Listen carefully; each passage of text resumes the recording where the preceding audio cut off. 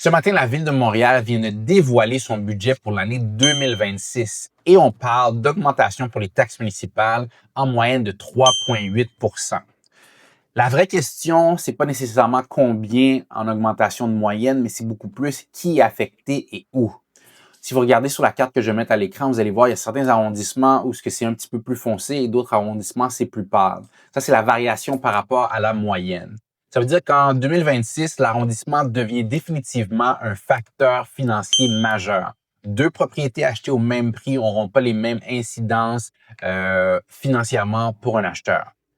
Si vous regardez sur la carte, encore une fois, vous allez voir qu'il y a certains arrondissements où l'augmentation est entre 4,5 et 6 Pour ces arrondissements-là, on va parler de l'Île-Bizarre, Sainte-Geneviève, qui est complètement à l'ouest, Rivière-des-Prairies, Pointe-aux-Trembles, qui est complètement à l'est, les secteurs plus populaires comme Verdun, Rosemont, la Petite-Patrie. On retourne à l'est pour Montréal-Nord, Villeray, Saint-Michel et Parc-Extension. C'est pas des exceptions, c'est des tendances. Il faut considérer que typiquement, quand on augmente les taxes municipales un petit peu plus dans ces secteurs-là, c'est parce qu'on veut on veut dépenser dans ces secteurs-là un petit peu plus. À l'inverse, si vous regardez la même carte, il y a certains secteurs qui sont un peu plus pâles. Et là, on va parler de hausses qui sont inférieures à la moyenne. Et dans ce cas-là, on parle de Côte-des-Neiges, Notre-Dame-de-Grâce, Ville-Marie, le plateau Mont-Royal, Outremont et le Sud-Ouest. Ça veut dire qu'à prix égal, acheter pour une propriété, ça va vous coûter moins cher en termes de taxes. Il faut considérer à chaque fois qu'il y a des augmentations de taxes, tout le monde se pose la même question, pourquoi on augmente les taxes? Ici, dans le budget, qu'est-ce qu'on nous fait comprendre? C'est que c'est vraiment pour essayer de régler la crise du logement. Alors, ça veut dire qu'il y a une partie de ce budget-là, de l'augmentation des taxes, qui va aller au logement social et abordable et à la lutte à l'itinérance.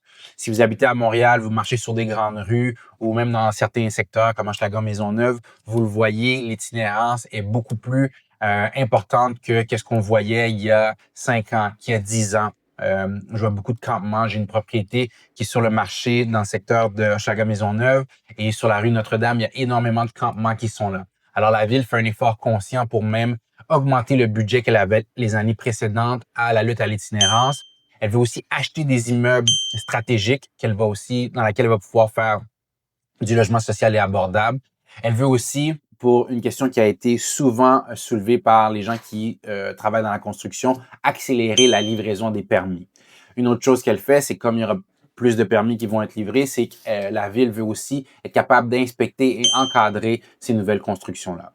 Tout ça, ça coûte cher, vous le savez, et la Ville doit financer ses priorités avec des revenus qui sont récurrents. Et malheureusement, une des seules avenues que la Ville va avoir, c'est d'augmenter les taxes municipales. Un des chiffres qui frappe quand on regarde le budget qui a été livré cette semaine, c'est qu'il y a un montant de 580 millions sur les 10 prochaines années qui va être attribué strictement au logement social et abordable. Certains secteurs sont clairement ciblés pour le développement et typiquement, par conséquence, quand la Ville investit, il y a une pression immobilière qui va suivre. Ben, l'impact réel que tout ça va avoir sur les acheteurs, les propriétaires, les locataires, commençons par les acheteurs. Si vous achetez une propriété en 2026, il faut considérer que le prix d'achat de la propriété, ça raconte pas toute l'histoire. Vous allez devoir creuser un petit peu plus profond, puis regarder c'est quoi les taxes, puis regarder c'est quoi votre impact. Encore une fois, je vous donne un exemple. Si vous achetez une propriété à Rivière-des-Prairies, à Pointe-aux-Trembles, avec un prix moyen de 560 000, c'est des taxes typiquement qui sont entre 3 et 4 000 $ par année. Et ça va vouloir dire que c'est une augmentation pour cette année de 250 $, mais probablement une augmentation que vous allez devoir considérer pour les années suivantes. Alors, est-ce que votre budget est assez robuste pour considérer cette augmentation-là? Fait que c'est pas énorme sur une année, mais typiquement sur 10 ans, est-ce que vous allez reconsidérer votre achat dans un secteur en disant c'est peut-être mieux que j'achète dans un autre secteur où les taxes vont être moins élevées, puis je vais sauver quelques milliers de dollars pour les prochaines années. Fait que c'est à considérer. Pour les gens qui gardent leur propriété puis qui étaient déjà serrés en termes de budget, il faut considérer qu'il y a un salut qui arrive. En 2026, il y a énormément d'hypothèques qui sont à renégocier. Alors, est-ce qu'une renégociation avec des termes un petit peu plus souples peut vous aider à pallier à cette augmentation des taxes-là? C'est une chose à considérer.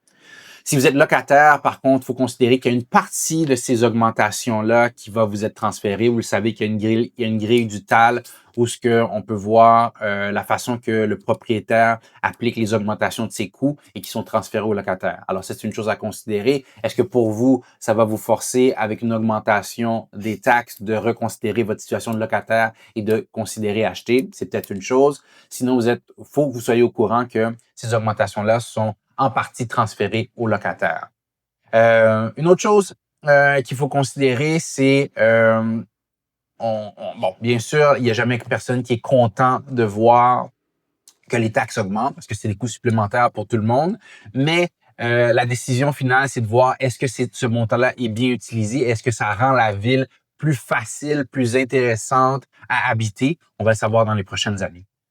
Mon nom, c'est Jean, je suis courtier immobilier. On fait ces capsules-là pour démystifier l'immobilier pour nos clients. De votre côté, si vous habitez dans un arrondissement ou vous pensez acheter dans un arrondissement et vous voulez savoir comment les taxes vont augmenter dans ce secteur-là, laissez-moi un petit commentaire. Je vais vous envoyer la liste complète des arrondissements et les augmentations qui viennent avec. Deuxième chose, on a cette chaîne YouTube-là pour démystifier l'immobilier pour nos clients. Alors, abonnez-vous, envoyez cette capsule-là à quelqu'un qui est curieux de l'immobilier à Montréal. Et dernièrement, si vous avez des questions par rapport à l'immobilier, vous voulez qu'on y réponde, assurez-vous de laisser un message dans les commentaires. Je vais vous répondre. Je lis tous les commentaires.